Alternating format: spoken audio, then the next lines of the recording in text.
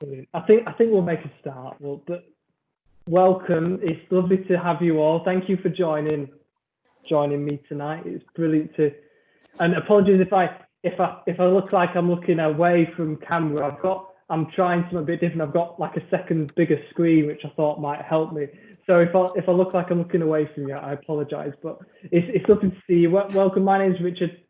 I know some of you were at the last session, which we had a couple of weeks ago, which was social media for beginners, and now we're on to social media for intermediate. So welcome back if you're returning, but if it's your first time, then especially warm welcome. Thank you for joining me tonight, and I hope that tonight will just be an encouragement that you'll learn one or two things about social media. And we're just, for those of you who are on the social media for beginners, we're just going to be digging a little bit deeper, just looking a bit more advanced at some of the stuff we can do with churches on social media, predominantly Facebook and Instagram. And I'll be doing a bit of a mix. It'll involve, unfortunately, quite a bit of me talking, and I'll be going through a PowerPoint. But then there'll be one or two interactive activities, a little quiz at the end as well to test some of your knowledge. And hopefully one or two opportunities for you to be able to ask questions as well. I discovered last time that when I share the screen, I can only see what I've shared, and I can't really see everybody as I can see you now.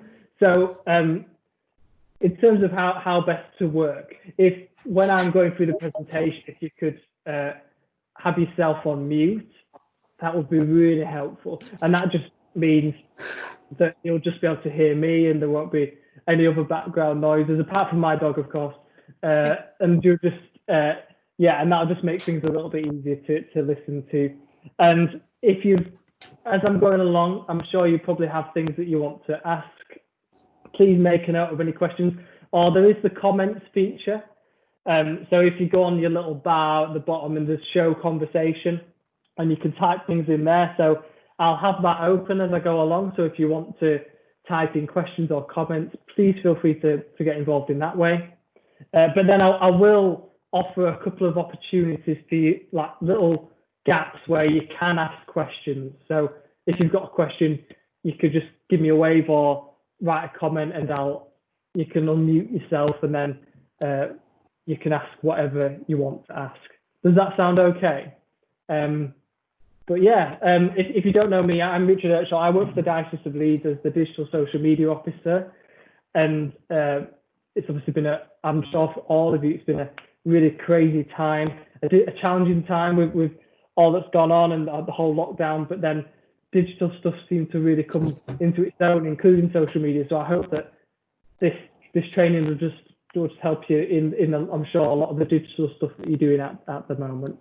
But excellent. Let's just get stuck in. I'm going to start by sharing my screen, and I'm just going to take a few slides just to tell you a bit about the plan for the session. So let's get into it. And just to let you know that I am recording this session as well, just because it'll be useful as a resource for anyone else who's not able to join us tonight.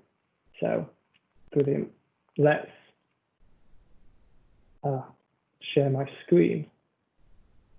Give me a second. There we go. Hopefully you can all hear me as well and see the screen that I'm sharing. If anyone's sort of struggling to hear me, please do just give me a shout, let me know, and or if you're struggling to see anything, let me know as well. But here we go. Here's my PowerPoint screen, and here's the aim for the session. So we've got 3 aims, hopefully by the end, things that we will achieve together. So the first one is to know some more advanced features for Facebook and Instagram. The second is to be able to create and share effective content for Facebook and Instagram. The third one is to think about a plan and strategy moving forward. So there's the aims for our session.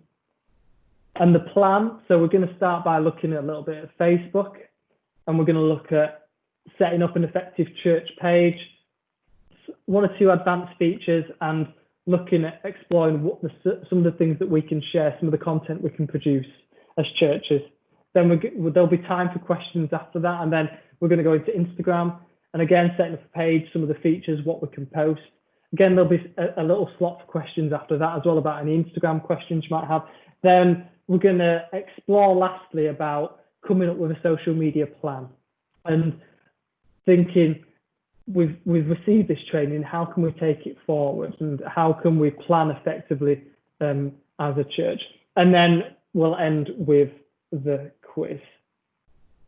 So, as I say, we're going to start with Facebook, and we're just going to focus on Facebook and Instagram, because I certainly think that they're, for me anyway, probably the two main, or two of the best social media platforms you can use as church, especially Facebook.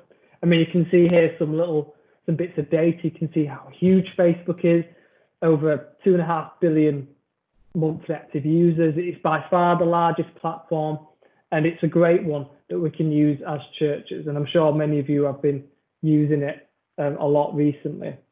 So before we get into some of those aims, I thought it'd be good to use Jamboard for the first time. So hopefully you've all been able to access it effectively. And what I'd like you to do is we'll all get onto Jamboard together. And on there, I'd like you to share some words that are associated with Facebook. And on Jamboard, if you've not used it before, when we go on, you'll see that you can create little post-it notes. And I'd just like you to create a little post-it note and share just one word, or there could be phrases, things that you associate with Facebook. So one example would be profile. So that is like a Facebook profile. So can you think of anything else, any other terminology, any other words that are associated with Facebook? Oops. So I'm just going to come out of this now and stop sharing my screen. There we go.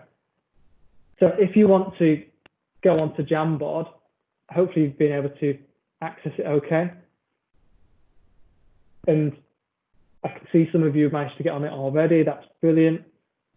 So feel free to go on the left-hand side, there's a bar, and one of the options is to add a sticky note. So if you just want to add those, and we'll share it collaboratively. So I can see some of you have added some things already. So some of you have got things like Facebook page, stories, targeted advertising, yeah. Got community, commenting, video, friends. This is all really good. We'll just have another minute or two just to see if you can come up with any others.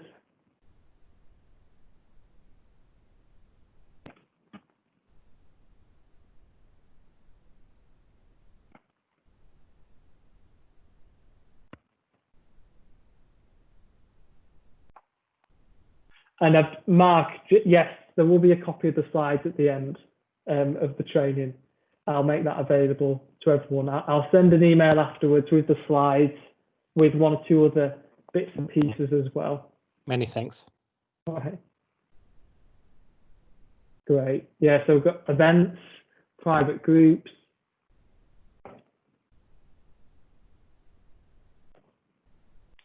sharing, invitational, some great words here. Fake profiles, yes, that's certainly one.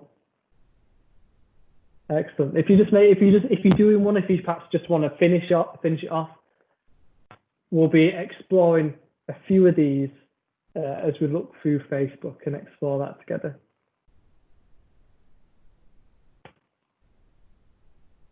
But yeah, that's great. There's some really good words there. Let's just head back to Teams now, and I'm just going to take us through a few slides and explain a few things. As I say, there will be some time, a little bit of time after this just to ask some questions, but please feel free to add comments as well as we go along. Great. I'm just going to share my screen again.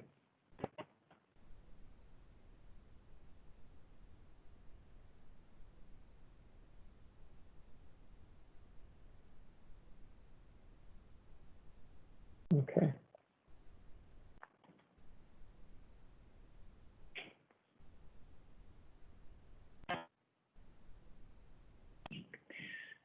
Here we go. Brilliant. Thank you for doing that. So,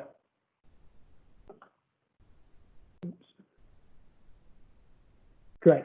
So we're just going to have a little look at, so I'm sure as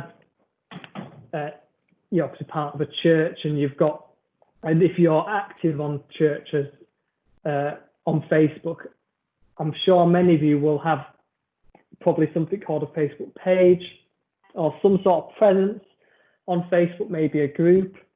And I just want to explore these things. We're going to look at some easy changes that we can make to our pages, our presence on Facebook, just to make them perhaps just a little bit better, just a bit more accessible for people who maybe aren't a part of our church.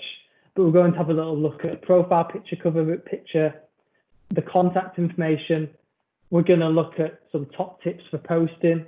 We're going to explore what some of the things that we could post, some of the content that we could create and that we could send out as churches, having a little look at paid advertising, promotion, and Facebook insights, analytics as well. So we're just going to explore that together.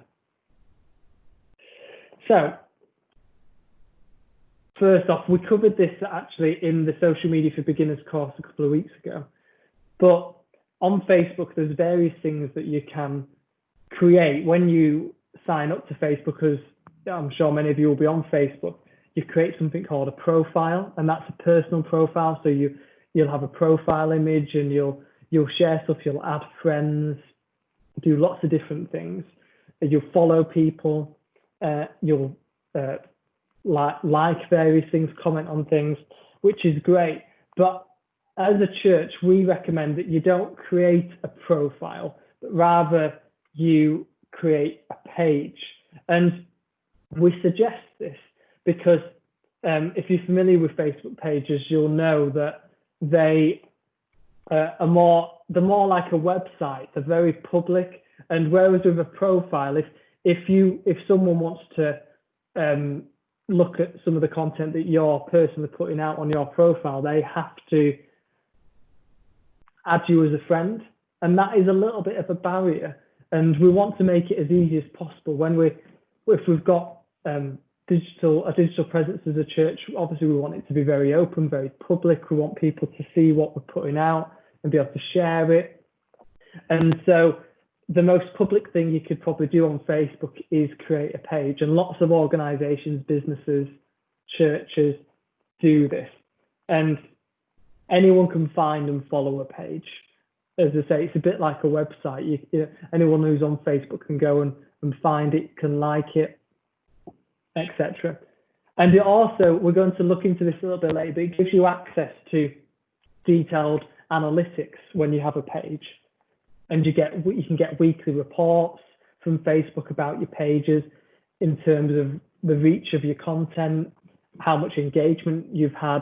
And if you're not sure what those things are, reach and engagement, we're going to explore that a little bit later. But there's just a couple of key advantages when it comes to having a page. And that's why we recommend as churches that you have a Facebook page if you've not got one already. So we're going to have a little look at, if you've got a Facebook page, then you'll know that a Facebook page has a profile picture and it has a cover image as well. And of course, a picture tells 1,000 words. So we say make sure your profile picture is bold and recognizable. So you can see there's a couple of examples here of some of our churches in our diocese.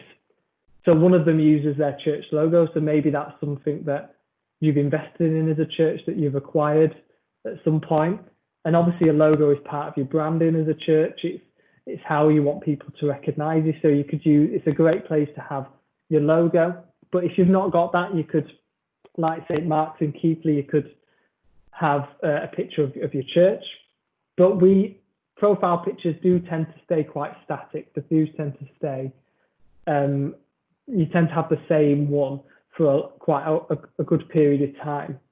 So try and choose something that is like your logo, something that's recognizable. Make sure it's representative. So your profile image, I mean, you might get some churches where it have a picture of one person, maybe it's the vicar or someone like that. But we would say that the church, of course, is not about one person. And I suppose it's not so much about the building, although the building can be something that's very recognisable to the public. But make sure that the church the profile picture is representative. So it's not just one person, it's not just the vicar. That's why logos and things that are really good to have. And then you've got the cover image as well. So it's a similar story. We say that we've got a couple of great examples here of cover images, but this doesn't just apply to these images. I suppose this applies to a lot of the images that you might share as content on your social media pages and platforms. Is what's the story that you want, that you're trying to tell people who come across your page, come across your content. And yes, some of us might have really picturesque church buildings in like rural parishes, or things that are buildings that are historical significance. And I think you can definitely use that to your advantage and share images of your church buildings. But I suppose predominantly it is more about the people. The church it's the people of God, it's a community. And so when you're selecting something like a cover image, think carefully about the picture that you're choosing. I mean, I think these are great because they're just the pictures of people. I mean, the sort of the bottom one, it looks like they've caught them at a bad time when it's raining, but the top one, it's lovely and smiley. You've got a great variety of faces there, and it just makes the church look very warm and welcoming, and it doesn't look like just an empty building. It looks like it's a community, a thriving community of people. And but the cover image can also be a perfect place to promote an event for free. So many churches might use this landscape cover image, like have an events poster. So if it's your carol service or some other event, you can have the details on there, and it's something that people will see straight away when they click onto your page. But if you're using people, make sure it's representative of your current congregation, but also welcoming to potential congregants as well. So of course, you could probably get a stock image from the internet of loads of, thousands of young people or something, but that's obviously will be representative of what your church is. So we don't want to fall into that trap, but something to think about, definitely the profile picture, the cover picture, and other pictures that we share on our Facebook. So let's have a little look at some of the contact information. So if you've got a page, you'll know that you have various sections on the left-hand side, and one of them is the About section. And this is where you have all the contact details, bits of information about your church, and it's brilliant. So it's a bit like a website, so you can have a telephone number, you can have an address, it even gives you a little map so it can show people where the church is, because obviously you want people to be able to visit your church as easy as possible. You can put bits of information, like is there parking at the church? It comes with a little mission statement as well, which gives you a few words just to describe what your church is all about. So having a page means you have a call to action. So when you've got a page, you want because people may want to get in touch with you. People may want to ask you questions. They might even want to come and visit one of your events or one of your services. So you've got to make sure all this information is up to date. And think it's not just being able to message. People will want to access information in different ways. Some people are probably more comfortable with accessing it via a website or emailing someone, but some people prefer a telephone and actually speaking to someone. But people like getting information in different ways, don't they? Asking questions in different ways. So just having all this up-to-date information on our Facebook page just offers those different avenues. And don't forget your other social platforms. On Facebook, on this section, you can link your other platforms. So if you've got Twitter, if you've got an Instagram, a YouTube, obviously your church website, you can have it all here and it's all linked together. So what's it all about? Now, this is about this section, but this is relevant across all of our social media platforms in all the content that we produce that involves text. But when we're creating text on our social media, not just in this section, but in any of the sections, we've got to speak to those who have never stepped into church. Who is our audience when we have social media platforms? I mean, I think it's probably more of an outward focus when you've got social media. It's more about reaching people, welcoming people in. Yes, it can be somewhere where you maybe communicate with regular members, but I suppose you've got other things that you could, like maybe your parish notice sheets or whatever, that you could do that job. Where social media is very, very, as you know, it's very public, very, very out there. So think of the language that you're using, be very intentional about that. So plain English, please. It obviously, as you know, like in many organisations, and the church is no exception, it has its own language, its own terminologies, and not everyone will be able to understand everything that probably we go on most of the time. And so you could probably think of many churchy words off the top of your head, which we can understand, but perhaps people on the outside can't understand. So think about, it's not dumbing down the message, but it's just making things accessible. And on this little mission statement, give as much information as you can in a few paragraphs. So can you talk about the services, your mission activities, who is welcome? And remember, the 97% don't understand churchmanship. So that's, I'm not quite sure who gave me that figure, but it's a huge percentage of people, especially in our culture, in our nation, perhaps haven't got that same understanding of the church and churchmanship. So we need to be really aware of that when we're producing content, when we're writing things, not just for Facebook, but for our websites and everything. And just a little tip, read it out loud. Who do you want to attend this church? And that's just if you've written something, it's a good way just to read it out loud and make sure that it sounds good, that people will understand it.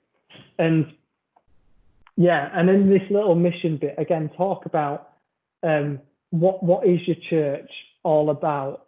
You could say something that talks a bit, where the church was built in the 12th century and it's like a medieval building, which is all great, but remember the church is not, I suppose, about that. It's more a community of people who follow Jesus, and talk about that everyone's welcome. Like there's this example here, we believe that the gospel calls us to put our faith into action. We seek to do this through our ministry of welcome, hospitality, and serving the community. That's just one example.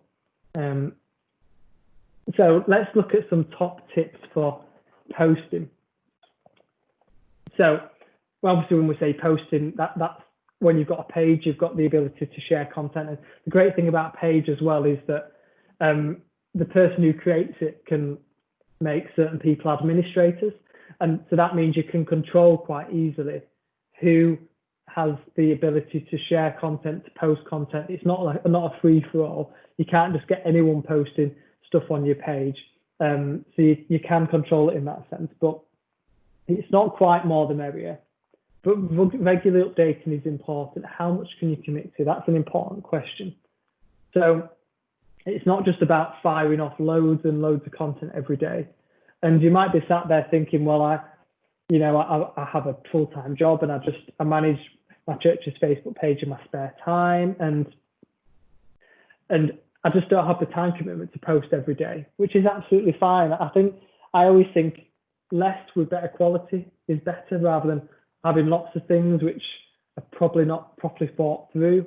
But I think having regular updating is important. I know it can be so easy, not at the moment, but before the whole COVID-19, that churches might share a lot of stuff at Christmas, and then there'd be a massive gap, maybe 2 months, and then Easter would come along, and then there'd be lots of content that churches would share again. But that's not very regularly. We need to try and get into a pattern, and even if that's just once or twice a week, having that regularity is really important. And so that's something to think about. How much can you commit to? And post at times of the day when your audience is online.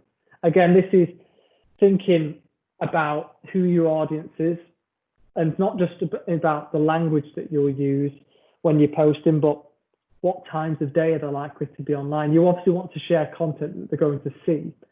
And just because you share something as a Facebook page doesn't mean that people will automatically see it. You are competing with lots of other posts, remember, that are being shared. So try and target your posts at certain times. I mean, these are just some suggestions. 8 a.m., 12 p.m., 4 p.m., 8 p.m. I mean, you can imagine this fits in with, I suppose, a person who has a normal working day. So 8 a.m. is maybe when they've gotten up, and maybe it's one of the first things someone would do is to check their Facebook. 12 p.m. around lunchtime, 4 p.m. perhaps when they're finishing work, 8 p.m. probably quite a popular time because it's on an evening when people have maybe done for the day and they're sat down and relaxing. But again, we'll explore this a little bit later, but the Facebook analytics, the insights do offer help with this, because you can get data which tells you when your audience is likely to be online, which can help when it comes to what times of day that you post.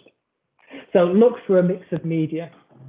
So posts with an image or a video are engaged with far more than those without.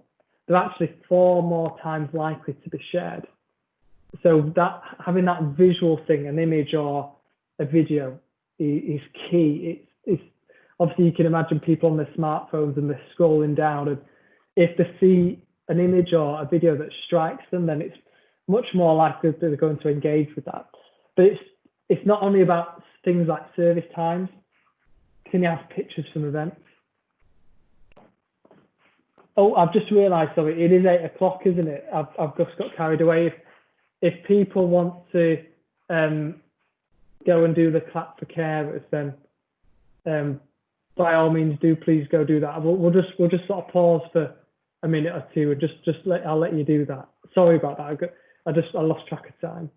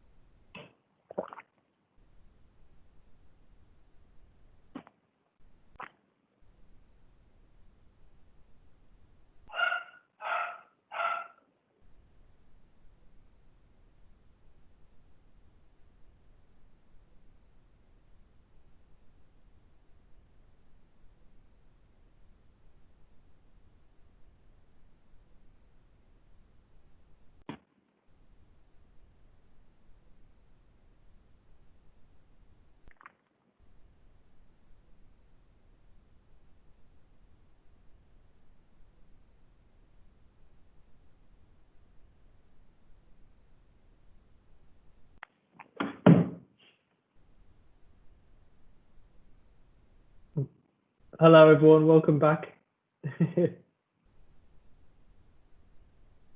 Great. I think we've got pretty much most people now. We'll carry on. Got to think where I got to now. Oh, yes. Yeah. Top tips for posted. I shall share my screen again.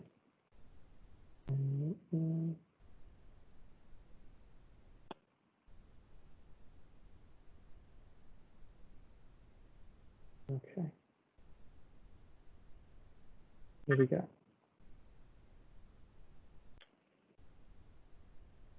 Here we are. Right. Great. So, welcome back, everyone. Let's continue with top tips for posting. So, we were talking about it's not only about service times. Obviously, you can share things like that. You can announce when things are happening. That's great, but there's also, you can have more of a mix, really. I suppose, can you share pictures from events? Obviously, not at the moment, but when we're back, obviously, can you share pictures from events? News articles that are interesting, sharing someone else's post. So like the Church of England, like your diocesan page, like a worship band, etc. So I think, there's so much content out there and so much content that you could create. And I mean, I love this picture here. It's a beautiful picture of obviously a service that's taking place. And having an image like that is really powerful. But it's not just about promoting things that are coming up, the things that are happening at our church, which is obviously great, but how can we use Facebook as well? I mean, this is a good point, because Facebook, I mean, social media in general, it's 20% broadcast per se, 80% conversation. And that's just really emphasizing the point that social media is social. Yes, it's a place where we can promote things, we can broadcast things, but it's a social platform, and we need to try and promote conversation. So when we're posting things, how can we promote conversation? Can we add questions? Can we have a call to action? Can we ask people to do things? Using like hashtags, that's a great way of getting people involved. Pin the most important or most engaging post to the top of your page. So this is something that you can do. So when you've got a Facebook page, if you post something and you think it's really good and it's maybe something that people need to be able to see for a few days or a few weeks, you can actually, one of the options is you can pin it to the top of your page, and that means anyone who visits your page, that's like the first bit of content that they will see. But remember, most will just see posts on their timeline. I mean, so you will get some people visiting your page, but you won't get hundreds, you won't get loads of people visiting your page. I think people will mostly engage with your content because it's on their timeline, on their own timeline. And remember, when you're doing a post, location, so you can add the location when you post something. And that's, again, another way of helping people to find you, because people can search via location, and that's something on Instagram as well. When you're sharing content, you can include the location, and that's just another potential way that people could maybe come across your content, because they might search via a location, and because if you've got that location, then there you go. And thinking about the caption, I mean, we're going to have a little look at this in the next slide, but thinking about the first line, can it be in first person, telling a story? Like I just said, posing a question to try and promote conversation. We're going to explore a little bit more about that in a second. But thinking about the image, I mean, looking at this image as well, you can see it's got really great depth. It's got color, and again, I was mentioning about the way people scroll, and you need to try and, because that's on a smartphone, you'll obviously have people scrolling through their Facebook timelines. You need to try and stop that scroll. And if you have a really good, powerful image, that will stop people in their tracks and make them want to engage with it. And again, can you have a call to action? Can you add a link? Can you ask them to sign up to something? Can you ask them to watch something, to come along to an event? Try and have something for people to do. Could it have a web link in there? Just think about having a call to action. And just before I leave this page, yeah, just a bit more about the caption. I mean, we'll explore this a bit more when we look at Instagram, but thinking about the caption that will go with something like an image. I mean, I don't know if you've been on Facebook recently when you've been on a smartphone, but especially when it's on a smartphone, Facebook will cut off the caption after maybe the first 1 or 2 lines. And that's just because of the size of the screen. And that means people, if they want to see the whole caption, they have to tap a little button that will say see all or something. And so initially people will only see the top bit of the caption.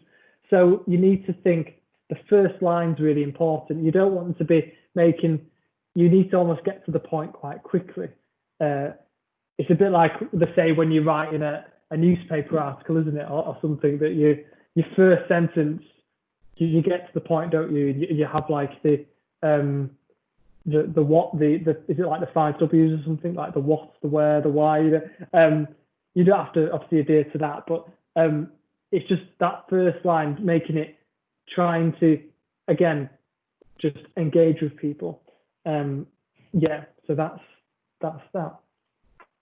So just these are just some quick thoughts that I've put down about, and I've taken them from other people as well, some of the ideas, but about what shall we post. And again, I will share this PowerPoint with you, so don't feel you have to note all these down. But here's just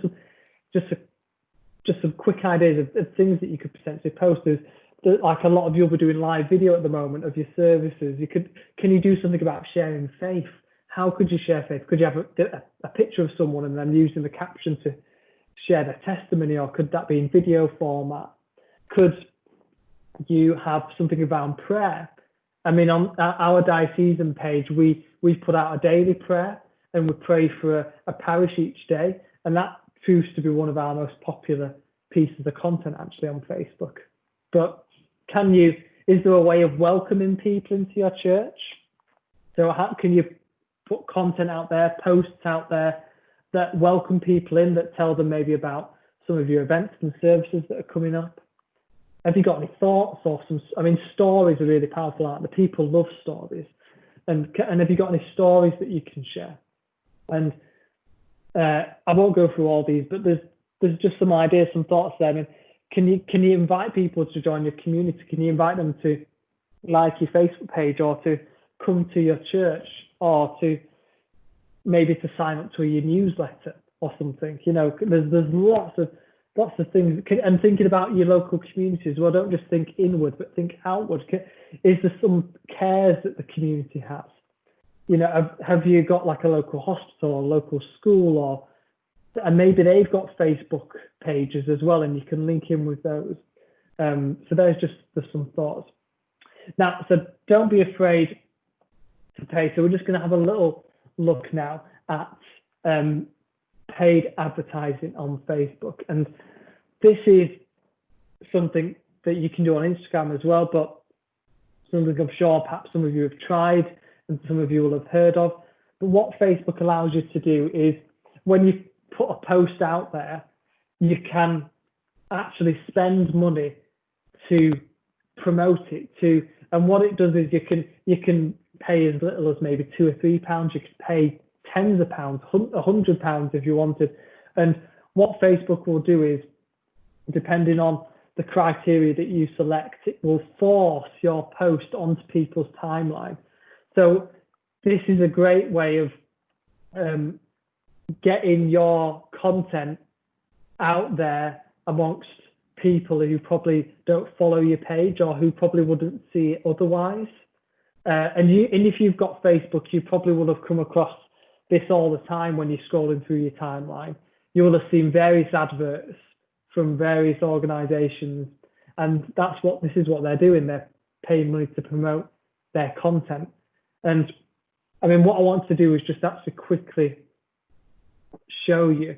I'm going to actually go on to Facebook and just show you this quickly. If you're not familiar with Facebook promotions, I'm just trying to find the correct screen. Here we go. So this is our diocesan Facebook page, and if we're looking at promoting something, so I'm just going to go to our home page, and let's just go to the last thing that we posted. Just got to wait for it to load. So here we go. We've got this newsletter that we put out, and you can see that we actually pinned it to the top of our Facebook page. There you can see it's a pinned post. That's just what it looks like if you've not done that before. And you can see at the bottom of a post, once it's been published, there's this option called Boost Post. And if you click on that, then it opens this whole new box and gives you various options. You've obviously got the post here. They give this on the left-hand side, you've got all these options which you can select. And this basically just, you're telling Facebook how you want to promote it. So you can see here, it asks what results would you like from this post? So do you just want to get more people to react to your post? Do you want more comments and people to share it? Or do you want people to connect and chat with, do you want to connect and chat with potential customers? I mean, I'm going to probably do the top one. And you can see that when you do a paid advert like this, when you do a promotion, you can add a post button, and you've got, I mean, you probably just need to go away and explore this yourself, but you've got various options here. You can add a button which people can click on to learn more. So maybe they can click onto a website to learn more about something. So if we've got learn more, you can see on the post here, it's added the button at the bottom here, and the learn, and then you can choose the link that the button links to. So it's our diocesan website. So when people click on the learn more button, it will take them to our website. But there's other options. You can ask people to sign up to something, to book onto something, and then you can actually choose the audience. You can target a specific audience on these adverts. So you can actually target via people who you've done through specific targeting. So if you go on the edit button, you can actually determine which types of people are going to be seeing your content. So you can choose whether it's men or women, what the age range is. You can even do location. So I could say Leeds, for example, and you can see it gives you a little map. And when you type in and select Leeds, then it actually shows you on the map Leeds, and it's given you a little circle, and this is the distance, that basically the radius that the post is going to be shared. So it's actually 40 kilometers around the location of Leeds, and you can adjust this. You can make it less or more. You can make it 26 kilometers around the city of Leeds. And you can see at the bottom, it's all the while it's calculating the potential audience size, the potential of people within this location that you could reach with your paid content. And you can see it's over 1 million people. But you can also target via people if they have a certain interest or behavior. So if you wanted to target someone who's a Christian, on a person's Facebook profile, they may well have put as one of their interests Christianity. So if you type in Christian, and you can see immediately that the audience size has gone down dramatically, because this is obviously only now targeting people who have put Christian as an interest on their Facebook profile. But you can add various other ones as well. And then you could save that, obviously. But then if you keep going down, you can choose how much money you want to spend, and the amount of money basically determines how many people are reached per day. You can choose how many days the promotion lasts for. So you can have 5, you can have 7 days, you can have less than that.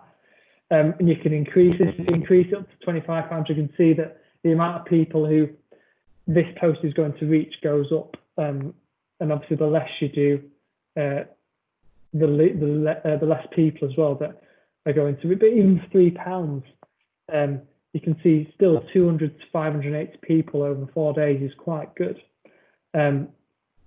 And yeah, so that's just a really quick sort of tour of how you do like boost a post and do promotion. I mean, the other thing you can do is you can go on the little create button at the top and you can create an ad. And this is, I mean, it's very similar to what we've just done, but it is slightly different. This is more like a Facebook ad, and we're not going to go into that now, but that's something for you to explore as well if this is the type of thing you want to get into. But I just want to, before we finish with Facebook, I just wanted us to explore the insights as well. I'm not going to go into great depth on this, but I just wanted to show you, if you're unfamiliar with this, the power of the Facebook Insights. So you can see that I've accessed it by clicking the Insights button on the top of the tab here. And this comes up, and the Insights is basically the data that Facebook collects about your page. So it collects data about the content that you put out, about the people who follow your page.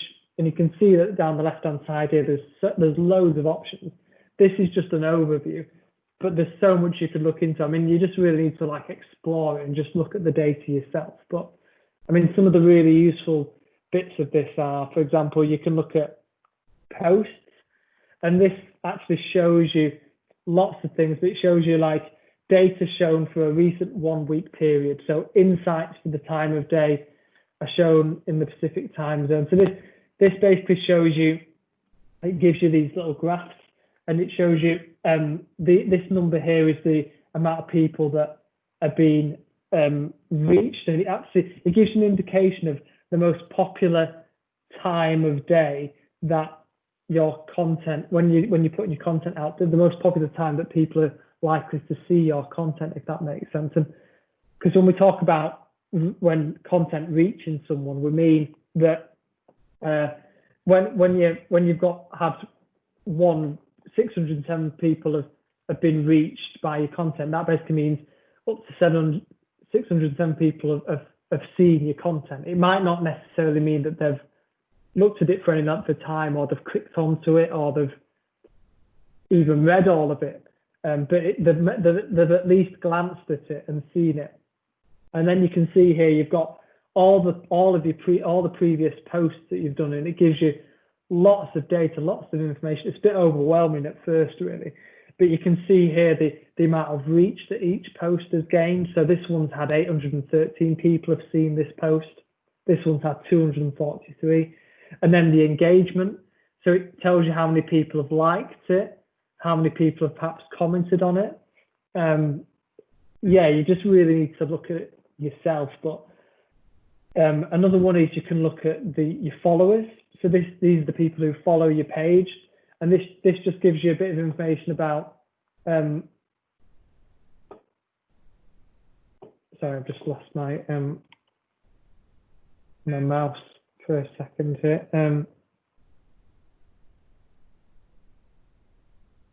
Oops. Let me go back up to this. So this followers tab, it tells you the amount of followers that you have, and it shows you the growth in the number of followers that you've got. Like, and it's got this little graph, and you can adjust the time period to, a month or longer than a month. And it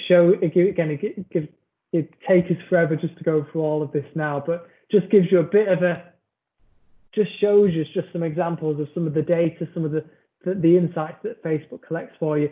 And by monitoring this on a regular basis, it just means that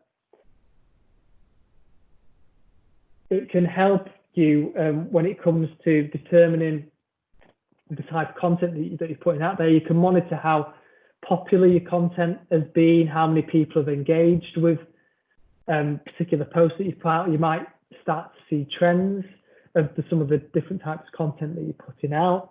You can obviously monitor how many people are liking your page, how many people are following you. You can look at your audience and, is it mostly men that you reach, and is it mostly women? Lots of things, and you could probably start to think about the benefits of this data. Excellent.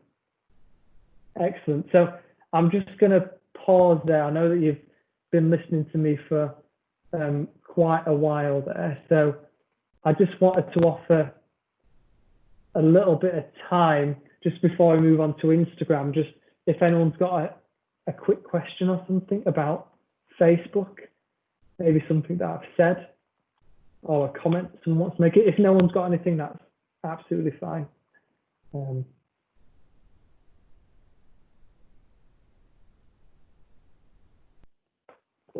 I did ask, can you hear me?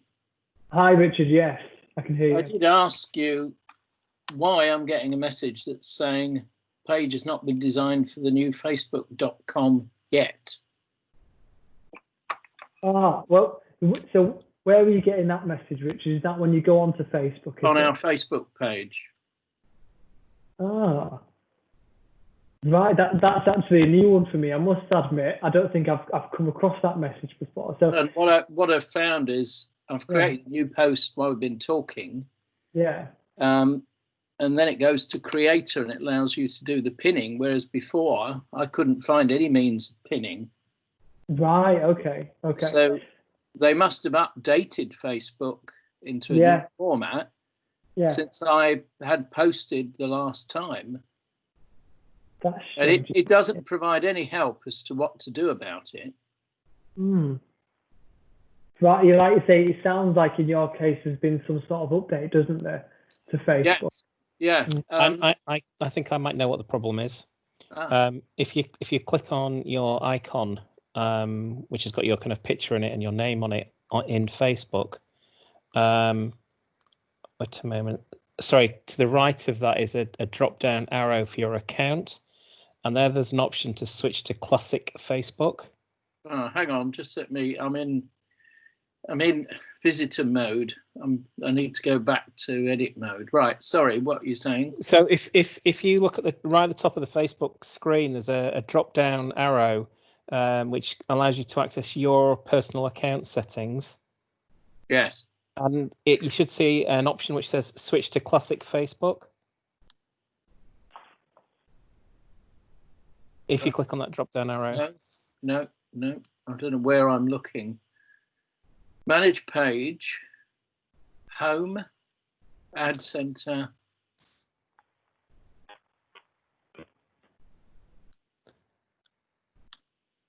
So where was that again, Mar? Did you say it was the? If you go onto your own personal homepage on Facebook.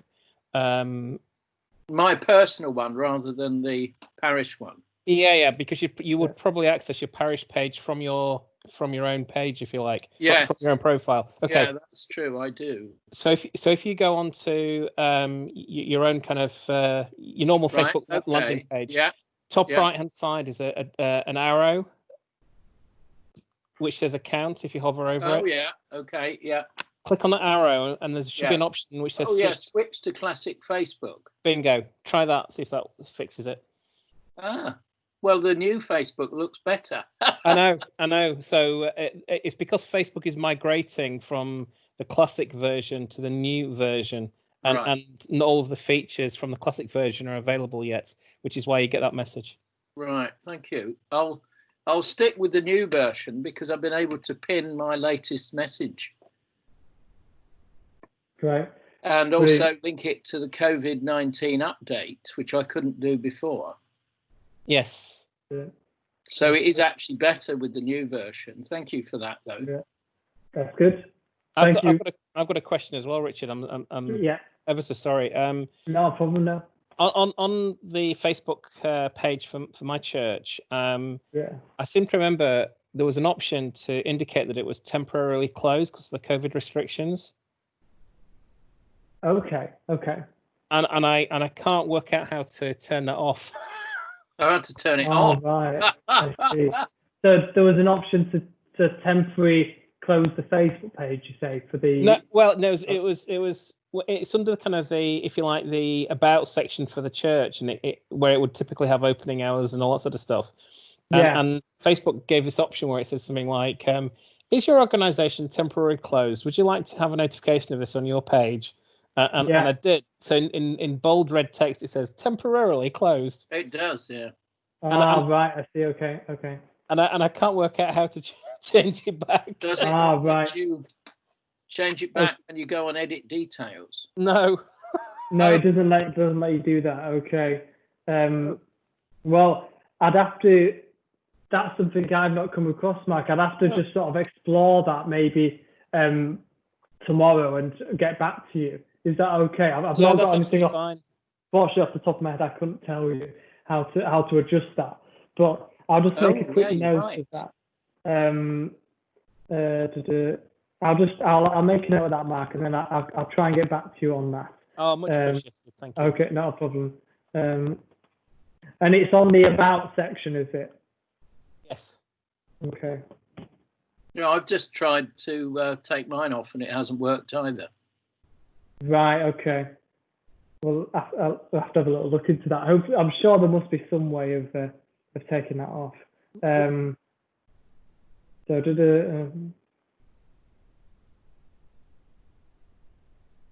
How odd.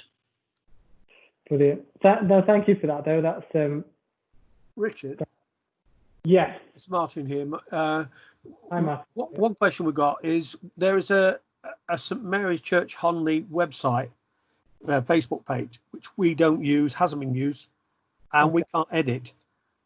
What we've tried contacting Facebook and saying, please remove this. Yeah. And we just can't.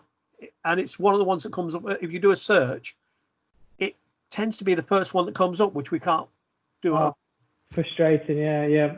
And you don't know anyone who's an admin to that page or anything. You're sort of not aware of anyone who would have access to it in any way. So do we, Richard? Well, I did have originally, and then it went wrong. And in fact, it went wrong on one of your training courses. Oh, apologies if. Well, no, it wasn't your fault. I'd obviously done something wrong. Yeah. And it won't let me in.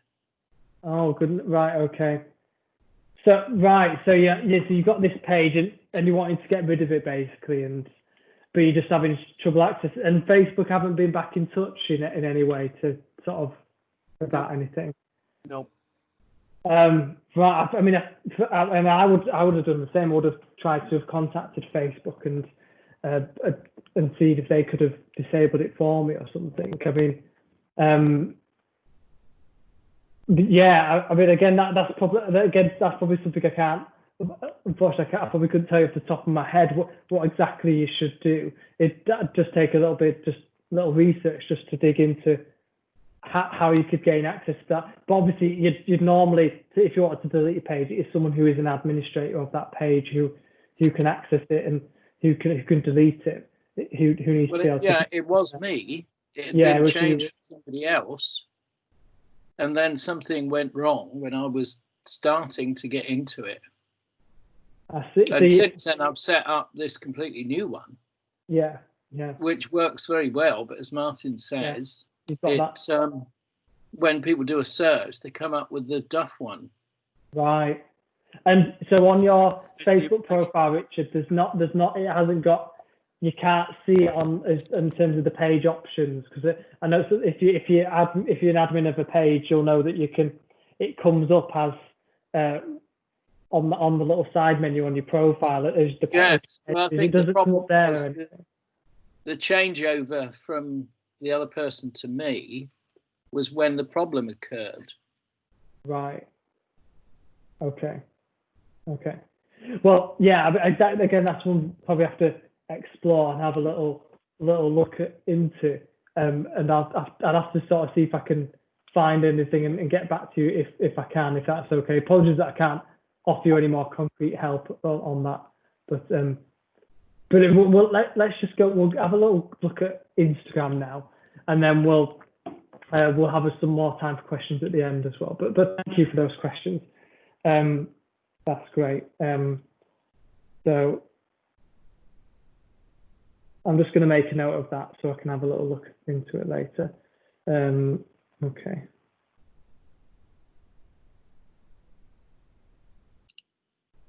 Okay. Right. Brilliant. So I'm just going to have a go at. I'm just going to share my screen again, and then we're going to explore Instagram together. So let's have a go.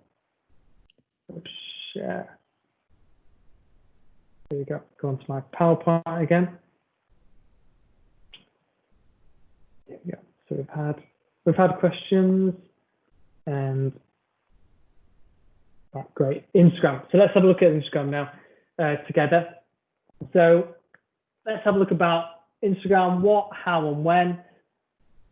So we've got Facebook, and Instagram is now actually bigger than Twitter. I mean, you might naturally think that Facebook, yeah, that's probably the most popular social media, but then you might think, oh, Twitter's been around a while as well, that's got to be up there. But yeah, Twitter is a very popular platform, but Instagram in recent years has really surged and taken off and become hugely popular. It's got over 1 billion users now. It's much bigger than Twitter. And I think for churches, it's a great second social media platform that you could make use of. And I mean, we advise only use Instagram if you're able to keep up to date with Facebook. I mean, again, it's back to that question we talked about with Facebook is what is it that you can commit to? And that's an important question. And if you're just managing to keep up with Facebook, you don't then want to introduce a second platform and it's going to get out of hand. So only really if you use it when you're feeling comfortable, feeling confident with Facebook, then get stuck into Instagram. And particularly use it if you're trying to attract millennials and teenagers. Half of the young adults use the platform. I mean, you'll obviously get older generations using it, but in particular, the younger generations, it's a really popular platform, and it's where a lot of them are compared to Facebook. And so if you're wanting to attract that younger audience, it's a great way of doing that. I'd say Instagram, it's more about quality over quantity. So whereas Facebook, you might put things out every day and you might share things. I'd say Instagram, it's very much about images. And so on Instagram, when you share a post, it's got to have either an image or a video with it. So it's very visual. And so I think the accounts that tend to do really well are ones that post really interesting pictures, really good quality pictures. And so you probably post a little bit less on Instagram, but you post higher quality. And it's almost think Instagram, it's about maybe bringing people into the church, into the front. And this is maybe applicable to all social media. It's about giving people a front row seat to what's going on into the life of your church. That's almost a nice way of thinking about social media. You want to, it's a bit of like a behind the scenes. You're giving them little snapshots of the life of your church and how great it is. And you want people to be a part of that. And remember your hashtags. So if you came to the social media for beginners 1 week ago, we covered hashtags. We had a little look at what they were. And we're not going to go too deeply into hashtags today, but particularly on an account like Instagram, hashtags are really good to use. Not so much, I'd probably say on Facebook, but for Instagram, they're great to use. And a great way of getting your post and your content noticed. So if you use a hashtag that someone else is searching for, or that's trending, that's popular, then you've got a likelihood that other people who don't follow your account could come across your content, which is obviously what you want. And Instagram, it's slightly different to Facebook, so you don't have a separate profile and then you're setting up a page. When you're creating an Instagram, it's just one account with one set of login details. So if you're wanting multiple people to be able to access the Instagram, they just have to have the password and the username, and they have to log in separately. What's great about this though, when you've got creating an Instagram account like this, is you can follow people and you can follow like-minded accounts, and you can much more easily engage with other people's content on Instagram as a church than you can on Facebook, where it's much more about the person engaging. And so try and follow like-minded accounts and maybe the people in your congregation, people in your local community, and share the love. This is, I suppose, if you want people to engage with, to like, to comment on your content, on something like Instagram, then you've got to be the first to do it almost. If people see that you're liking their content, then the likelihood is that they'll reciprocate that, and they'll like your content as well. So don't just be about putting all your content out there, but try and interact with people as well. And having an Instagram account is a great way of doing that. You can share things, you can like things, you can comment on things, etc. And again, thinking about the photos that you're sharing. I mean, on an Instagram account, you can share. You've got a profile image. So again, thinking about your profile image, can you keep it the same as the profile image on your Facebook account? You want that consistency. So if someone follows you on Facebook and you want them to easily be able to find you on Instagram, if you've got the same profile picture, that's a great way of being able to do that.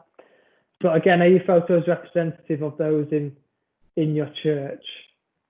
Again, just thinking about that, the types of photos that you're uploading, and we've gone over that obviously with Facebook. So some top tips for posting on Instagram. So you've got an example of an Instagram post here, and I think this is a really lovely, a really effective example of a post. I mean, you can straight away, you've got the image, haven't you? And we talk about stopping the scroll again. And again, that's what people do on Instagram. They'll be scrolling through their timelines, and you want the image. That's the first thing that they'll see, and you want that to stop them in their tracks. And this is an image. I mean, it's got great depth to it. It's got, you know, some interesting buildings, but obviously it's got this overly excited woman in it as well who's jumping, and it's just quite a cool shot because it's Mitch's in midair and everything, and so it's just a great image. And then you can see at the top here, I've highlighted that the fact that this church have included the location in their post. Again, we talked about locations in Facebook, and it's the same on Instagram. So when you post something, when you share something, you can search for your content via the location. So always try and include that. And again, you've got room on Instagram to include text. So you've got your image, but you can also include a bit of text about what the image is about. And again, think about the caption, the text that you point out. Can it have a bit of personality in your text? Have you got a certain style? Having a certain style, I think, is usually a good thing. And can you think about what your voice is going to be like as a church? I mean, this one you can see here. Hey everyone, Kate here, the youth and children's pastor at St. Peter's. You can see it's used in first person. It's very bubbly. You can see it's got a certain style to it. Has this caption, has this post. And I suppose this is more like, it's obviously someone who's a youth leader, so it's quite youthy and that type of thing. And your style might be different to this, of course. But again, the caption, can you pose questions to encourage engagement? Can you tell a story? Have a call to action in there? I mean, frustratingly, on Instagram posts, when you, like on Facebook, you can share a link to a website or to something else. And that's really easy for people to be able to click onto it and go visit another website. When you add a link into an Instagram post, it doesn't create a link in the same way.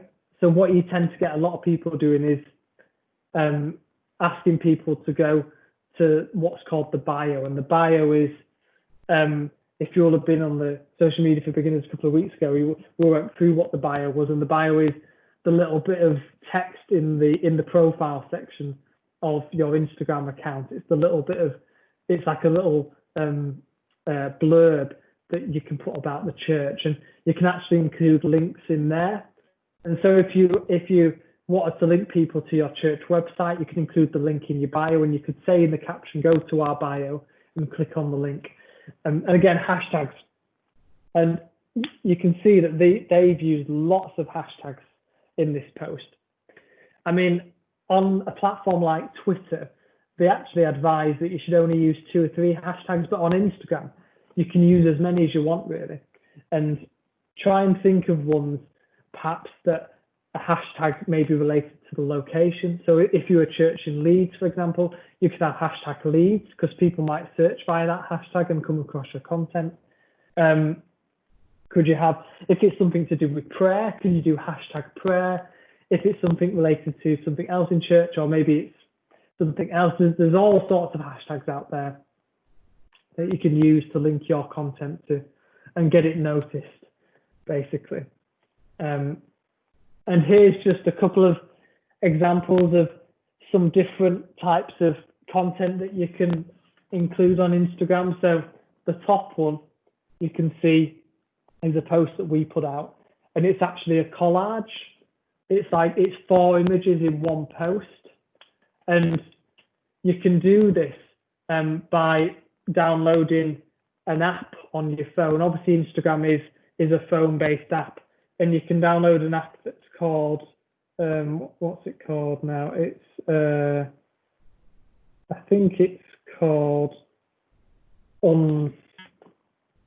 I'm just looking on my phone now, seeing if I can, because I've got it on my phone. It's called Layout, and that's an application that you can download onto your smartphone, and that gives you this option to be able to create Instagram posts that have collages, which are quite cool. There's also this bottom one on the right.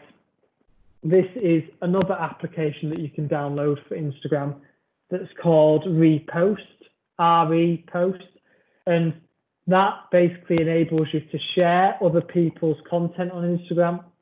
So I mean, Instagram's a little bit different to Facebook. On Facebook, it's very easy to share content from other people, whereas on Instagram, it's not so easy. You need to download this app to be able to do it. And you can see when you share another church's content, it has this little box in the left-hand corner, and it gives you the name of the profile that you've shared the content of.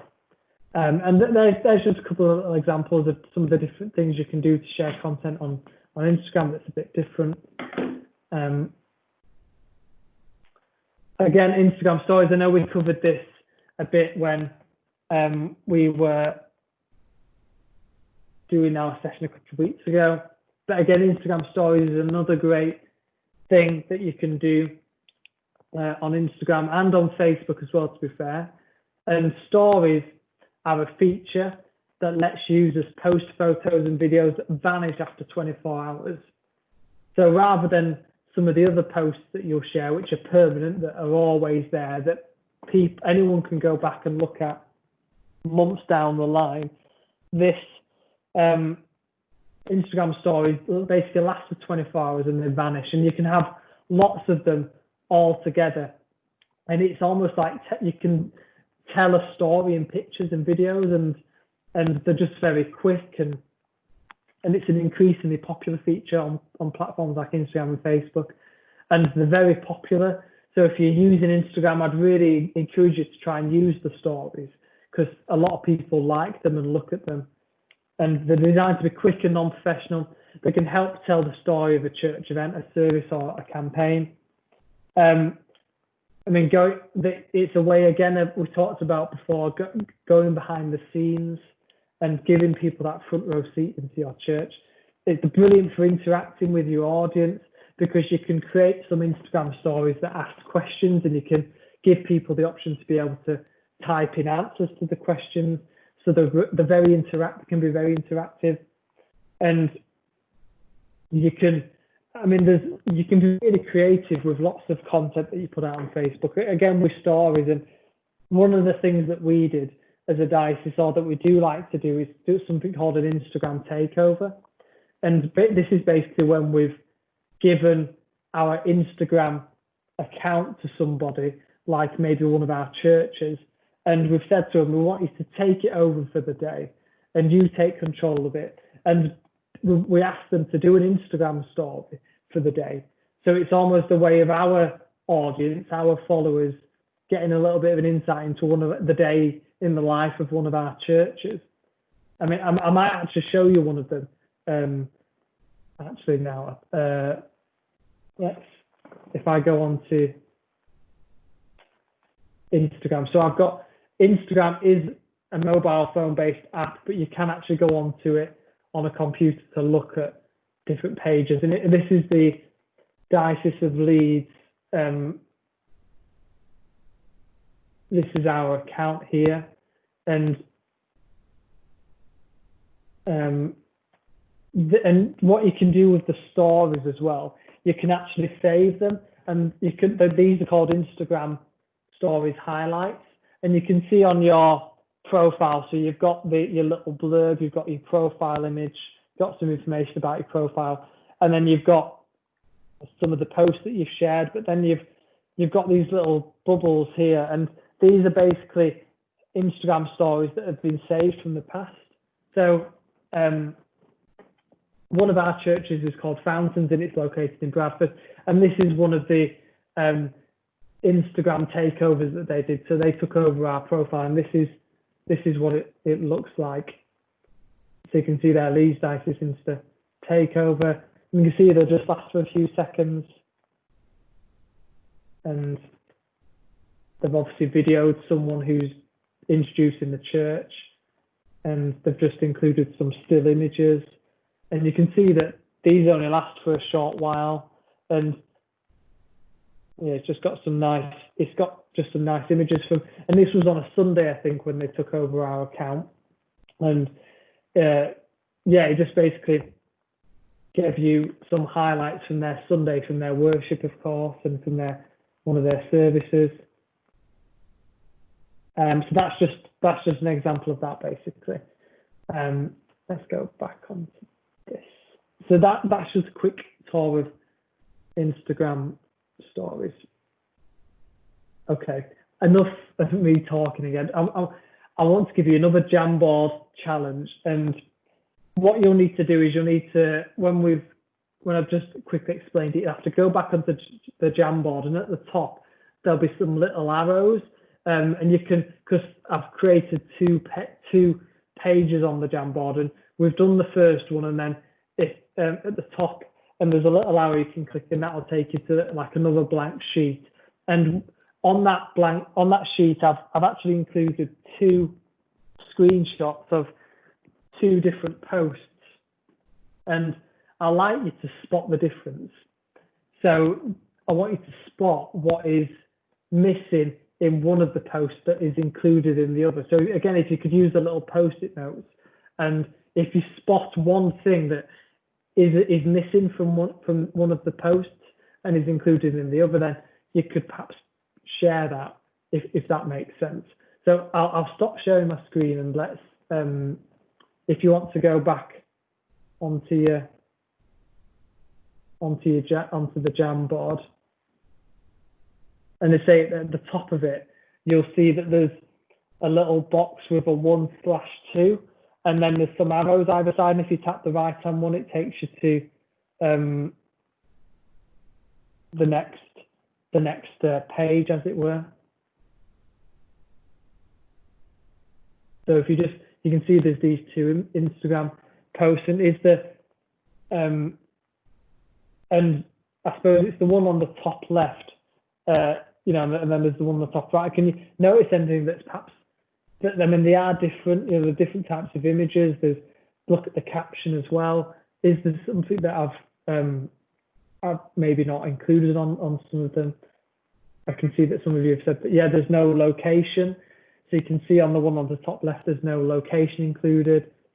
That one's obviously got people. This one on the bottom right hasn't got any people, but it's still a lovely photo. You can talk about the depth, yeah.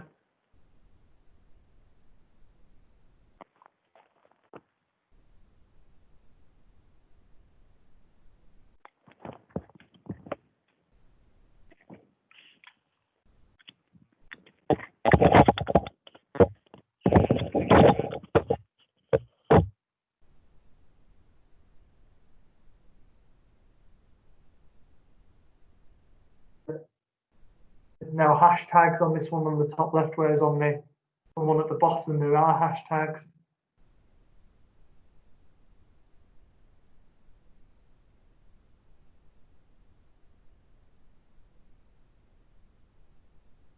So yeah, you can see this one, the one on the bottom right's got a quote, whereas this one doesn't have a quote. And they say that, yeah, the one on the bottom right has an invitation to share, whereas the one on the top left doesn't. Yeah, some good stuff.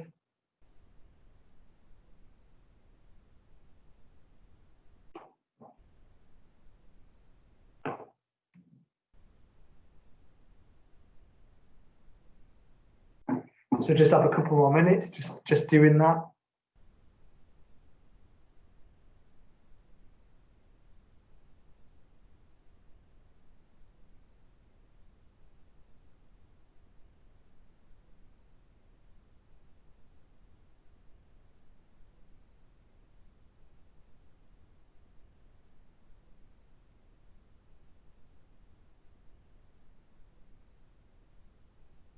Yeah, some good stuff.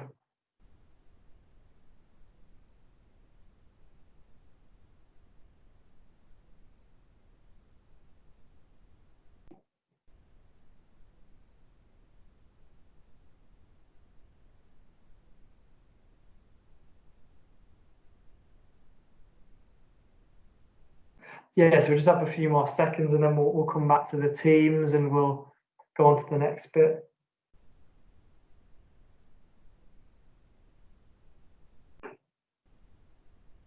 And we're coming towards the end now, you'll be glad to know, but we've just got a few things left to do.